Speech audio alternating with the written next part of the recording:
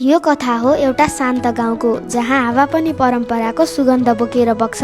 हिमालको सानो पाखुरामा लुकेको हेलम्बु क्षेत्रको मुटुमा बसेको छ शेरमाथाङ गाउँ। आजको शेरमाथाङ पुर्खाहरूको लामो यात्राबाट जन्मिएको हो। उनीहरू टाढा लाङटाङ उपत्यकाबाट गान्जाला पास गर्दै हिमालको काखमा आश्रय खोज्न निस्केका थिए। करिब 600 वर्ष अघि एकजना लामाले आमायाङ्ग्रीको शिखरबाट धर्मविश्वासले भरिएको एउटा लट्ठी फाले। लट्ठी शेरमाथाङको छिमेकी गाउँ तार्के ग्याङको चिरीमा गएर अड्डियो र त्यस स्थलमा गुम्बा बनाइयो। गाउँ डुल्दै गर्दा मलाई अनौठो शून्यता महसुस भयो। करिब 60 जना मानिसहरू यस गाउँमा बसोबास गर्ने रहेछन् र अचम्म मैले 1-2 जना भन्दा बढी युवा देखिन। यहाँको जीवन सिधा सरल र धरातल जस्तै छ। होमस्टे, खेतीपाती र साना साना काम गरेर मानिसहरू जीवनयापन गरिरहेका छन्। शेरमाथाङ एउटा सानो गाउँ हो, तर इतिहास, संस्कृति र पहाडी आत्माले यसलाई असीमित ठुलो बनाएको छ।